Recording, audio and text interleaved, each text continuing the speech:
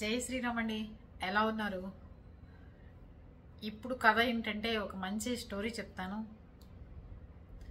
కథ గురించి ఎందుకు చెప్పుకుంటాము అంటే దాంట్లో ఉన్న నీతిని తెలుసుకోవడానికి. ఓకే, టాపిక్లోకి వెళ్తే కుబేరుడు దేవతలందరినీ వాళ్ళ ఇంటి భోజనానికి పిలుస్తాట. కుబేరుడు ఈశ్వరుడు వల్ల ధనము, డబ్బు, ఐశ్వర్యం పొందిన కుబేరుడు దేవతలందరినీ భోజనానికి పిలుస్తాట వాళ్ళ ఇంటికి. పిలిస్తే అప్పుడు దేవతలందరూ కుబేరుడు భోజనానికి పిలిచాడు, ఎంత గొప్పగా పెడతాడో చూడాలి, అది ఇదేనా చెప్పుకుంటూ ఉంటారట.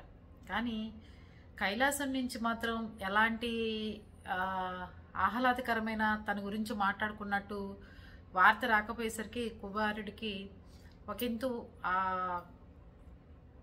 శివుడి దగ్గరికి వెళ్ళి అసలు ఏమనుకుంటున్నాడు, ఏంటి, నేను ఇచ్చే ఆతిథ్యం ఎలా ఉందనుకుంటున్నాడు, నా ఐశ్వర్యం, నా హోదా, నా డబ్బు, నా పలుకుబడి, నా అష్టైశ్వర్యాలు ఈశ్వరుడికి చూపించకపోతే ఎలాగా అని చెప్పి అనుకుంటూ ఉంటాడు కుబేరుడు.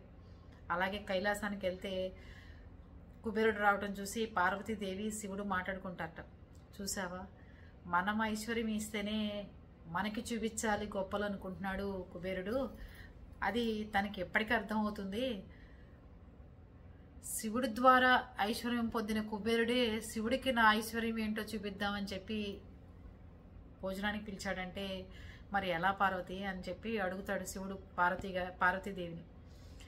అప్పుడు శివుడు పార్వతి అనుకుంటారు, చూద్దాం ఏం జరుగుతుందో. అంటే ఇంతలో కుబేరుడు శివుడు పార్వతీదేవి దగ్గరికి వస్తాడు.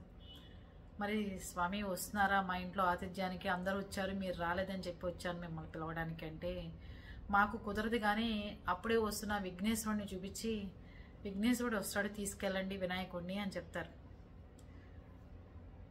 ఏనుగు తొండం ఉన్న వినాయకుడు ఏమంతా తింటాడు, ఏముందిలే తీసుకెళ్దాం అని చెప్పి వినాయకుడిని వెంబడి పెట్టుకుని కుబేరుడు వెళ్తాడు. వెళ్ళిన తర్వాత అతిథులందరూ భోజనానికి వెయిట్ చేస్తుంటారు కుబేరుడు ఆతిథ్యం గురించి. ఇంతలోకి విఘ్నేశ్వరుడికి పెట్టండి అనగానే విఘ్నేశ్వరుడు చక్కగా కూర్చుని శుభ్రంగా వండించినవి పెట్టండి పెట్టండి అని, నాది ఇది వండాను, నేను అలా చేయించాను, అక్కడి నుంచి తెప్పించాను, ఇలా చేశానని ఓ ఆడంబరాలు చెప్తూ ఉంటాడు కుబేరుడు. విఘ్నేశ్వరుడు తినేస్తూ ఉంటాడు. తినేస్తున్న కొద్దీ కుబేరుడు ఆస్తులన్నీ తరిగిపోతూ ఉంటాయి. వంటల వాళ్ళు వంట చేయక అలసిపోయి పక్క ఊళ్ళ నుంచి తెప్పించి వండేవాళ్ళు వండిస్తూ, వడ్డించేవాళ్ళు వడ్డిస్తూ, అలసి సొమ్మసిల్లిపోతూ ధాన్యాగారంలో ఉన్న డబ్బు, ధాన్యాలు అన్నీ అయిపోతూ ఉంటాయి. వెనకాలేమో జనాలు మాకు భోజనానికి పిలిచావు, ఎంత అవమానపరుస్తావా అని వాళ్ళు మాట్లాడుతున్నారు. ఇది ఏంటి అసలు, ఇది అర్థం కావట్లేదు, లేనివాడైపోతున్నట్ట కుబేరుడు వినాయకుడికి పెట్టే భోజనానికి సరిపోక. అప్పుడు ఇలా కాదు అని చెప్పి గబగబా మళ్ళీ కైలాసానికి పరిగెడతాట. పరిగెత్తి స్వామి స్వామి వినాయకుడు ఎక్కడ శాంతించట్లేదు, ఏదో మామూలుగా తింటాడు అందరిలాగా అనుకున్నాను, కానీ నా ధాన్యాగారంలో డబ్బు, నా ధాన్యాగారంలో ధాన్యాలు అన్నీ అయిపోతున్నాయి స్వామి, మరి దీనికి పరిష్కారం చెప్పండి, నేను అందరి ముందు అవమానపడుతున్నాను, దీనికి పరిష్కారం చెప్పండి. అంటే అప్పుడు శివుడు గుప్పిడి బియ్యం కుబేరుడికి ఇస్తాట. చూడు, ఈ గుప్పిడి బియ్యం శుభ్రంగా ప్రేమతో దాన్ని ఏమంటారు,